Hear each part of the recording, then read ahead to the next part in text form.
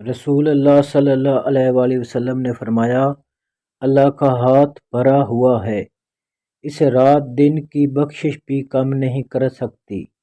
آپ نے فرمایا، کیا تمہیں معلوم ہے کہ جب اس نے آسمان و زمین پیدا کیے ہیں، اس نے کتنا خرچ کیا ہے؟ اس نے بھی اس میں کوئی کمی نہیں پیدا کی جو اس کے ہاتھ میں ہے، اور فرمایا کہ اس کا عرش پانی پر ہے اور اس کے دوسرے ہاتھ میں ترازو ہے جسے وہ جھکانا اور اٹھاتا رہتا ہے۔ سعد بن عبادہ رضی اللہ عنہ نے کہا کہ اگر میں اپنی بیوی کے ساتھ کسی غیر مرد کو دیکھوں تو سیدھی تلوار سے اس کی گردن مار دوں۔ پھر یہ بات رسول اللہ صلی اللہ علیہ وآلہ وسلم تک پہنچی تو آپ صلی اللہ علیہ وآلہ وسلم نے فرمایا، کیا تمہیں سعد کی غیرت پر حیرت ہے؟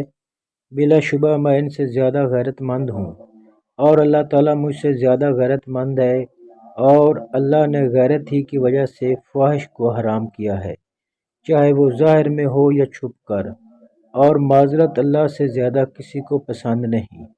اسی لیے اس نے بشارت دینے والے اور ڈرانے والے بھیجے، اور تعریف اللہ سے زیادہ کسی کو پسند نہیں، اسی وجہ سے اس نے جنت کا وعدہ کیا ہے۔